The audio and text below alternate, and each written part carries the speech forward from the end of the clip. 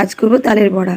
তো চলো কেমন করি। সুজি নিয়েছি, ময়দা নেব, ময়দা নিয়েছি, আর আটা থাকলে আটাকেও নিতে পারো, বাট আটা না নিলেও হবে। আটা নিলে একটু ভারী হয়ে যায়। লবণ, মানে কোনো কিছু ভারী খাবার করার জন্য একটু আটা দিতেই পারো, বাট আমরা আটা দিইনি। আর তালের মাড় বের করে নিয়েছি, আর আমি সুজি নিয়েছি। কেউ যদি চালের গুঁড়ো থাকে তা দিতে পারো, সুজি দিলেও একটু ভারী হয়ে যায়। আর আমরা জল দেবো না, তালের যে এই যে রসগুলো বের করেছে এগুলো দিয়েই ভালো করে মাখিয়ে নেব। এবার চিনি দিয়ে দেবো এক এক করে। কিছু কিছু বাকি ছিল, চিনি, নারকেল কুড়ানো ছিল, আর কিছু কিছু মাড় অল্প অল্প করে বের করছি ধুয়ে। আর জলটা তো দেওয়ার দরকার নেই, ওখান থেকে যা, কিন্তু জল আমাদের লাস্টের দিকে লাগবেই।